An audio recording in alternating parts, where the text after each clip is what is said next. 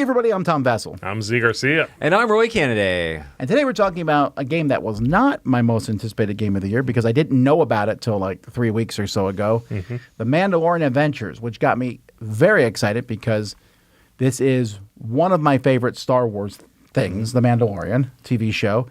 The designer is Corey Konieczka with Josh Bepler. But Corey Konieczka was the main designer at Fantasy Flight for many years. And when they showed the game off, they showed off a storybook adventure. I'm a huge fan of using a book as a map. Right. So I was just very excited going into this. I was going to say, it was extremely unexpected for him to go back to form and make this style of game with Unexpected Games. So him going back and making something like what he used to was unexpected, which is weird. Which is the name of the company, sure. So before we start, the way this game is set up is there is a deck of cards in there that is kind of like I think they call it a tutorial deck or a story deck. You're going to go through this and play things. I mean, I can't imagine why you would play this game and not watch The Mandalorian. I guess you could. Yeah. But this is going to spoil season 1. When you go through that deck, it teaches you a little bit of it at a time. And I'm not going to spoil it much in the overview or anything, but just we might talk about things that are farther than the first episode, but I don't think it's a spoiler type game in my opinion. I think that just it walks you through new things in the game. Sure. Gotcha. But I don't think there's spoilers per se. Okay. Just keep that in mind. Here's a brief overview. In Mandalorian Adventures, you're going to be playing through an adventure. There's a little bit of a comic lead into the adventure. And then the adventure will show you the map. It will give you some goals. There are 4 of these maps in the book, and there is a way to play through there's a guide deck. So this isn't really spoiling things for you, but like when you play the first game, you are playing as the Mandalorian, and you're playing as IG-11. But there are other characters that you will run into over the course of the game. And so I'm just going to be talking a little bit here about the first mission, but there are many more missions in this game that are replayable, kind of as scenarios. There's even hidden trader aspects, and we're not going to get into all that too much. We're just going to talk about this main kind of board that we have here. You'll notice there's a bunch of symbols on the board. Some are face up and some are face down. There's different symbols that shows that it's number 1. And it goes onto this board. But this is a reinforcement, so we leave that off the board for now. This is a triangle, so it goes down a triangle, and it shows a question mark, so that it would be face down. And some triangles might be face up, but in this case, they're both face down. And so you're going to put these things all over the map, and what they are mostly is they're various enemies that you're going to run into. So this is something you don't know what it is, but this square, which is face up, shows that it's an enemy. It shows what kind of enemy that is. That matters for some things. And it shows their hit points. And you'll place that here. And you'll go around placing all the different spots out here. Now, I'm not going to put them all out. I'm just going to put out a few to show you. Each player is going to have a deck of cards. And you're also going to decide what difficulty you're going to play on. So this is novice. And you can play in a harder level, and you can even play in a harder level. You'll have fewer cards in your hand. At the beginning of this series, players will have cards that are mostly just going to be 1 through 4 cards that come from their deck, although a few have special abilities on them. And on your turn, you are going to play 2 of these cards. You're going to play them to 2 different actions. So your actions are move, attack, intel, and plan. So you'll place the cards underneath them, and the strength of your action is equal to the number that is there. Move is pretty simple. You'll have a starting location on each scenario, and you move 1. You're just moving to adjacent spots. There's some things you can't move through on the board. It's pretty basic. Can't move through walls. You can't move up different levels. And if you move in an enemy, you have to stop. Although you can move out of an enemy, although there are some enemies that if you move near them will cause you to take damage. And you'll keep damage on your character card.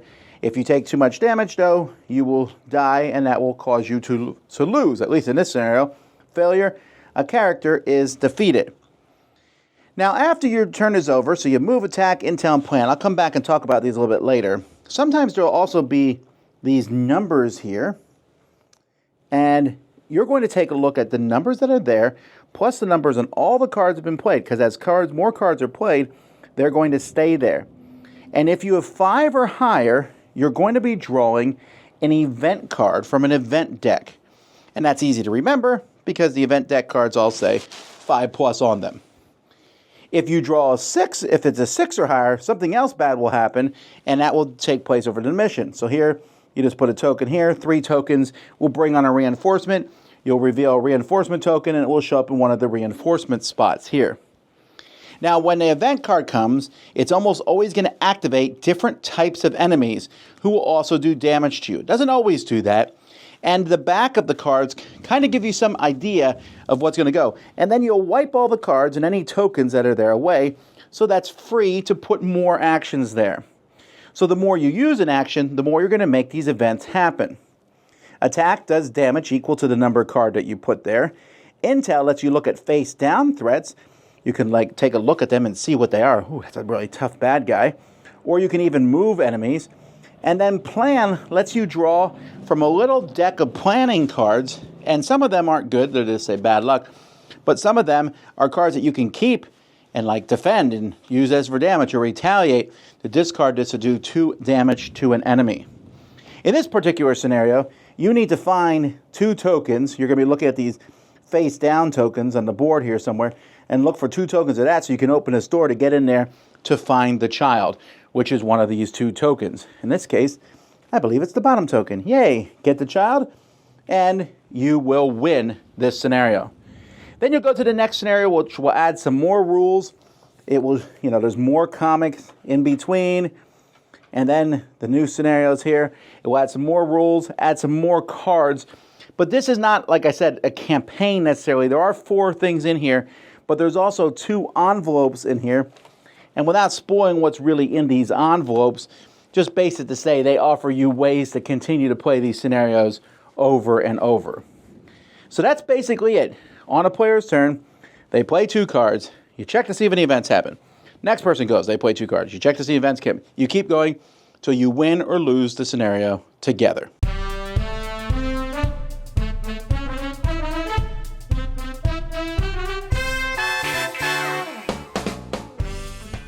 So I think this game does a really good job. I was concerned when I first saw that the book has 4 maps, and I was like, We played when I first played, the first time I played it, we played through 2 in an hour and a half, and I was like, well, this is going to be a short-lived game.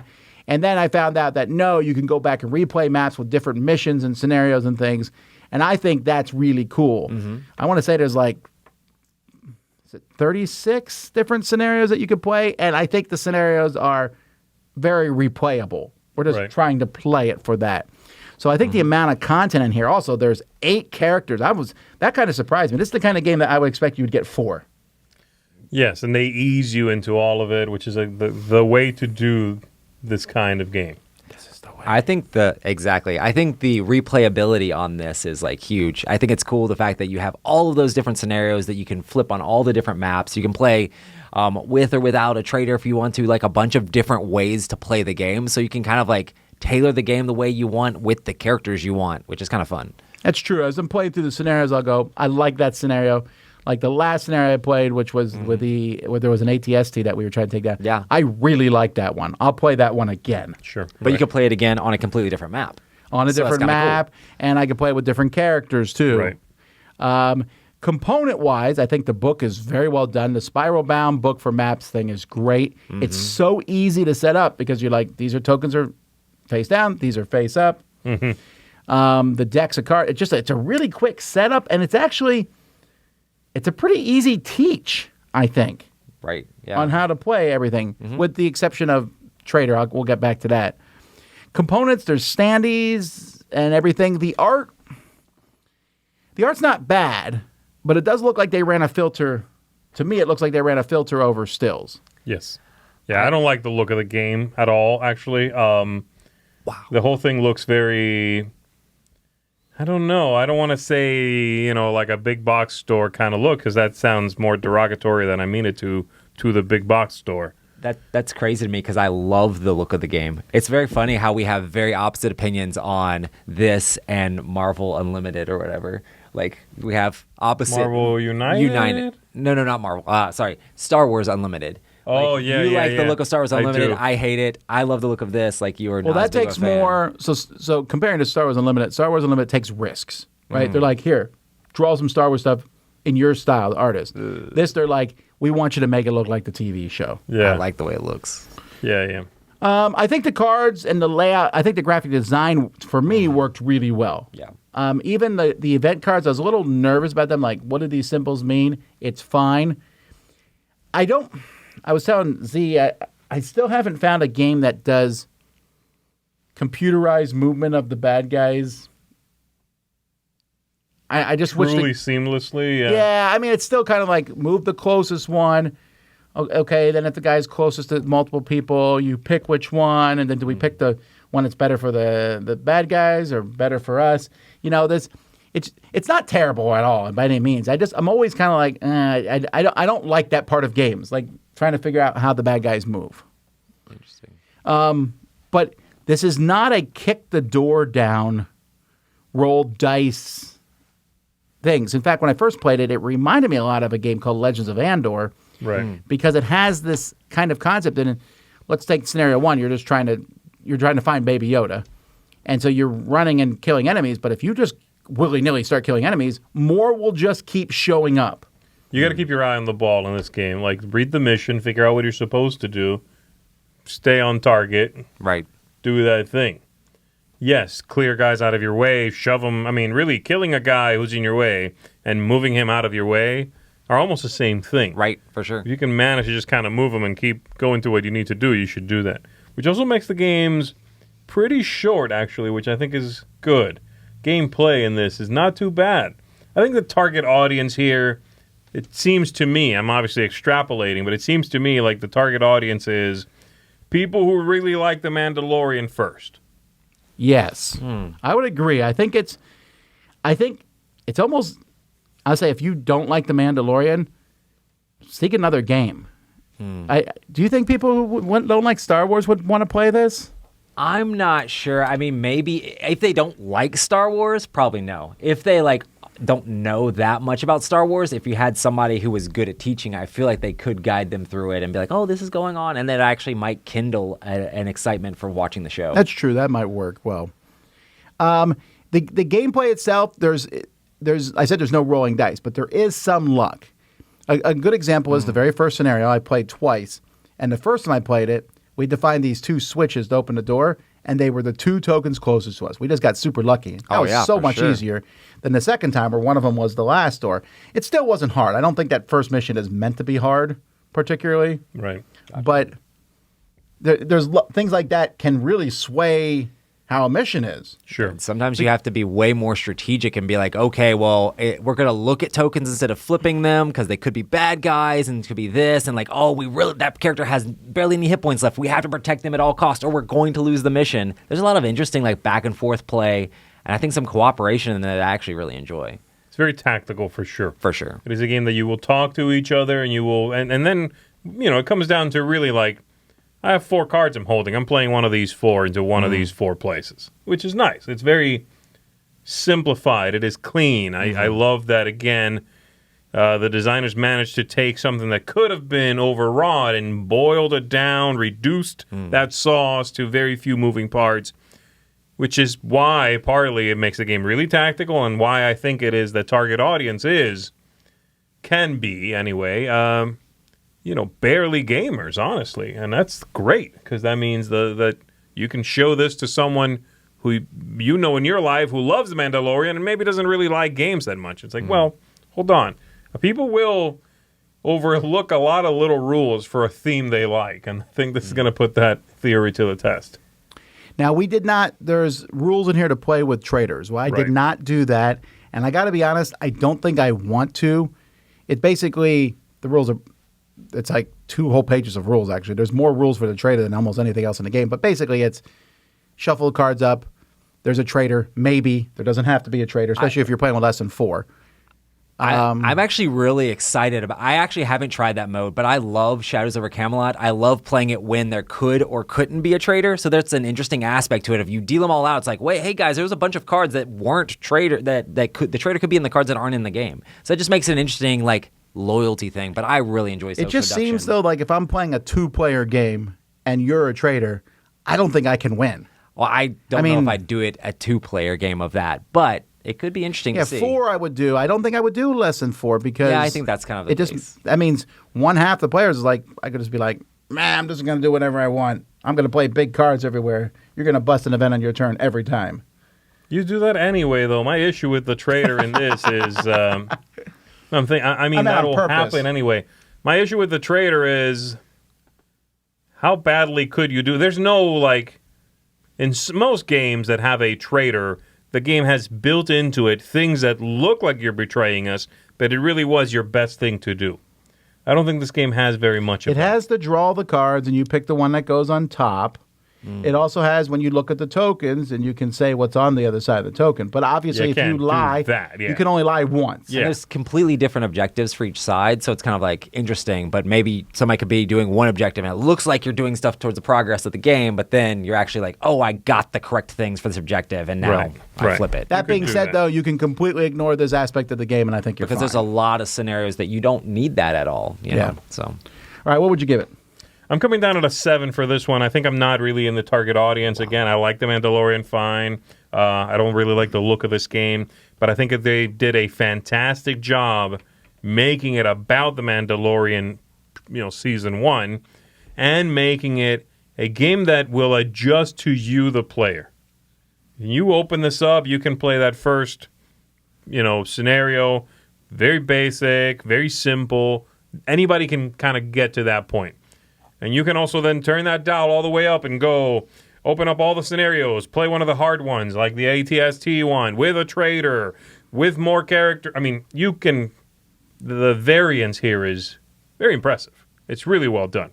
And I think if you are someone who's if you just like The Mandalorian, forget loving it, you should try it out. I'm expecting it to do very well, and it has every right to do it. For me, I think it's good. I don't love it. I think it's good. I think the tactical nature is neat, but the look and the sort of, again, Kmart feel a little bit don't quite fully sell me on it. It's Target, not Kmart. But anyway, my 7s are higher than Z's, and I say this because I'm giving it a 7.5. I like the game a lot. I think the 8 characters feel very different, especially after you unlock all their cards or whatever. I think they feel really different and cool. I think that idea of playing the cards, but then it also triggering an event for the bad guys. I think that's a very brilliant mechanism. Yes. That works very smooth and well and offers some hard choices. And I think that the one intel action, is it intel? I forget which one it is. The one that lets you move enemies is so incredibly important. It takes you a while to get to that point, and there's a lot of replayability. It's really good. It lacks, for me, the thing that keeps it from becoming like an excellent game is it lacks some super excitement. There's moments, and they're fun. But I think I look at it more of a puzzle than adventure, which is fine. I enjoy the puzzle. That's why I gave it a 7.5. So it's fun for me in that regard. I love this game, honestly. This is an 8.5 for me. This feels like a return to form, even though it's not Fantasy Flight games. It feels more like an old school Fantasy Flight game. And I was an old school Fantasy Flight fanboy, straight up. I love Corey Knuzz's games. Like this game, I love things that are thematic. I love things that are cooperative, where you're working together. I love the moments where I'm like, okay, Z, what if you do this? And Z's like, oh, I have this card. I'm like, yeah, that's exactly what we need. That's perfect. I love the cooperation. I love the working together. It's a cooperative puzzle in a theme that I love. Star Wars is not my favorite theme ever, but Mandalorian brought me back into Star Wars, so this is the Star Wars game I want to play. So I think this is great. I think this is going to do amazing for them. This is a game that I want my own copy of because I want to be able to play it, because I want to teach people cooperative games that are just a lot of fun to play and puzzle out together. And there'll be an extra expansion, I'm sure, with season 2. Yeah, and then a mini box with the 2 episodes from Boba Fett. Yeah, definitely going to play this more. Yes. So yeah. Alrighty, well there you go, folks. That's The Mandalorian Adventures. I'm Tom Vassell. I'm Zee Garcia. I'm Roy Kennedy. This is The Way.